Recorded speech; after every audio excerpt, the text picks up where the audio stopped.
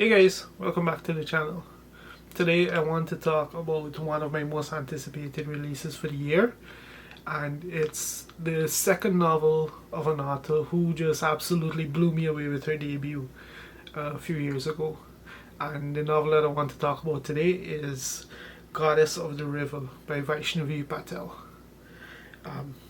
So when a chance came up to request this arc, I just jumped on it immediately because I was just completely blown away by Keiki, and I expected a similar, just crazy ride with this one. And spoiler, I wasn't disappointed.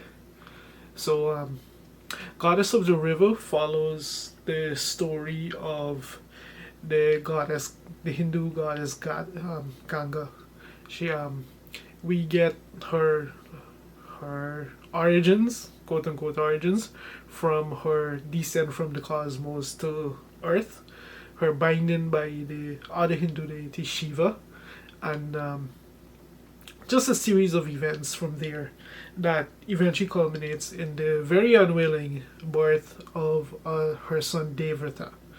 Now, this chain of events, it's it's basically the opening chain of events that leads into the Mahabharata, one of the greatest epics of all time.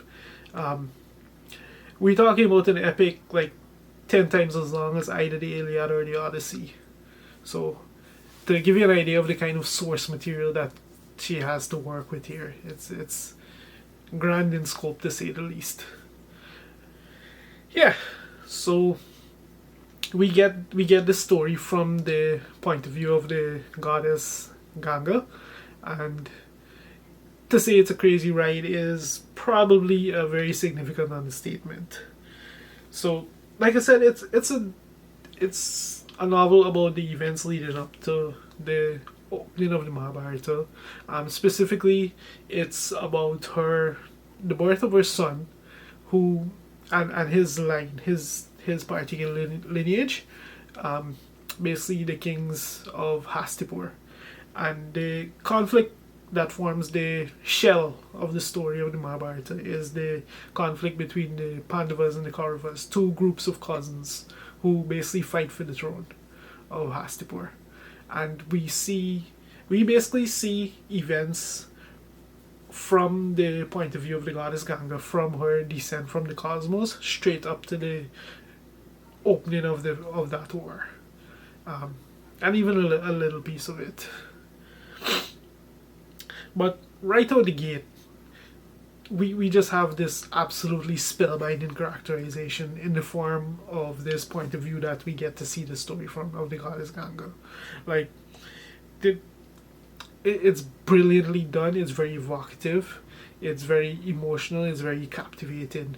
Vaishnavi Patel just has she just has a lot of talent when it comes to creating deeply character-driven stories.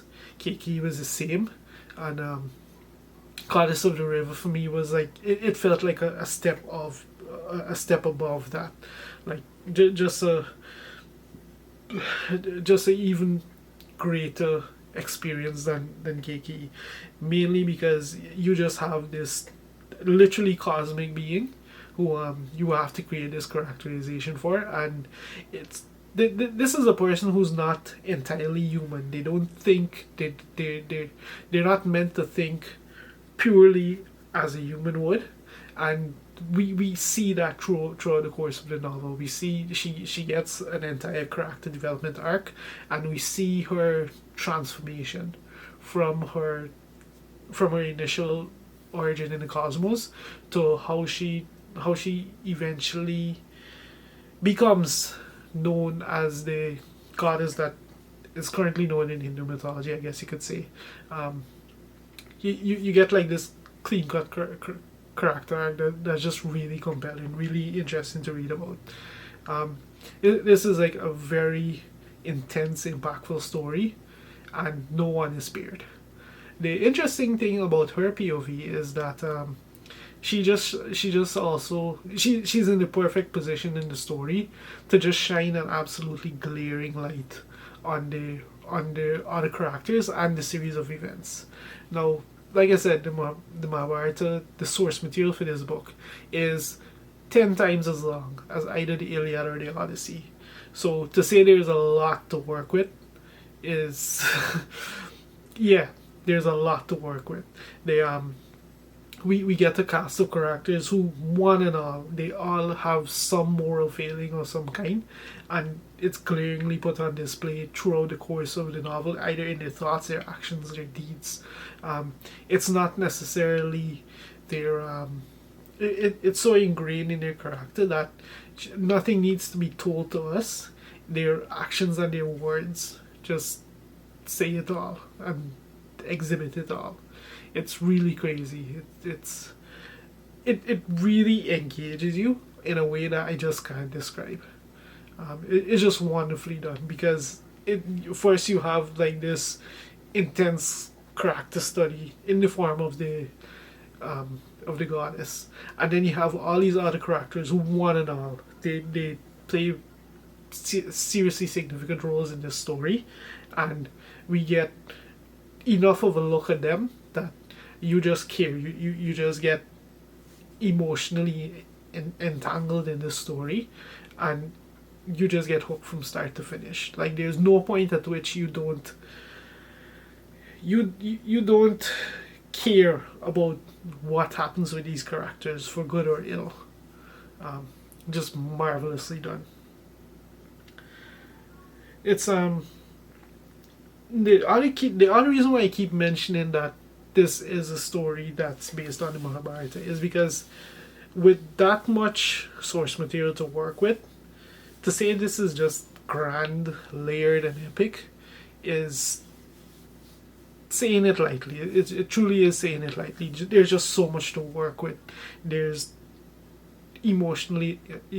some very emotional moments, both good, both bad.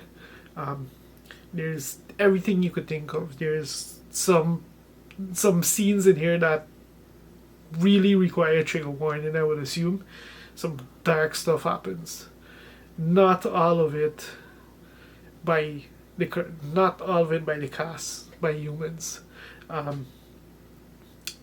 There's just so much stuff packed into this book.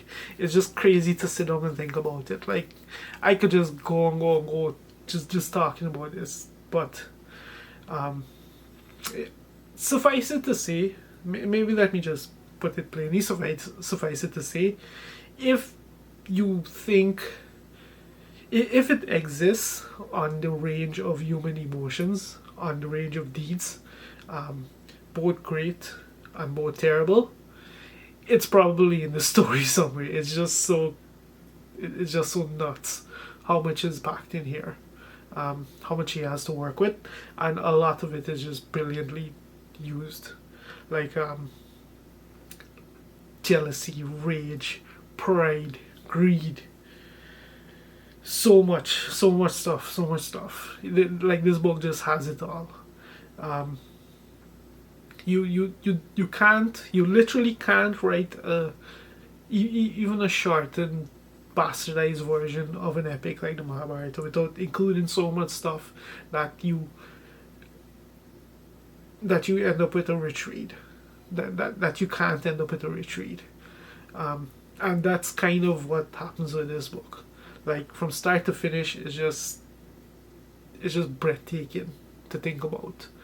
I think I'll just stop here, because otherwise I'll just keep going on and on about this. But yeah, it's a really good book. Look forward to it when it comes out, which I believe is May 21st, so in a few weeks. And who should read this book? Basically, if you like character-driven stories, doesn't necessarily have to be fantasy. But though, if you're a fantasy fan, that helps. But if you like character-driven stories, and if you're a fan of those mythological retellings that have become a bit more popular lately, like think like Claire North and Madeline Miller and these other authors, and this is definitely a story you want to check out. And if you're a fan of Keiki, you can expect an even wilder ride in this one. But yeah, that's my thoughts on Goddess of the River. Absolutely wonderful book. With it, Vaishnavi Patel she just solidifies herself as one of those authors who I just have to read everything she writes. Honestly, I've had a hit and miss relationship with Indian Indian / Hindu retellings in the past.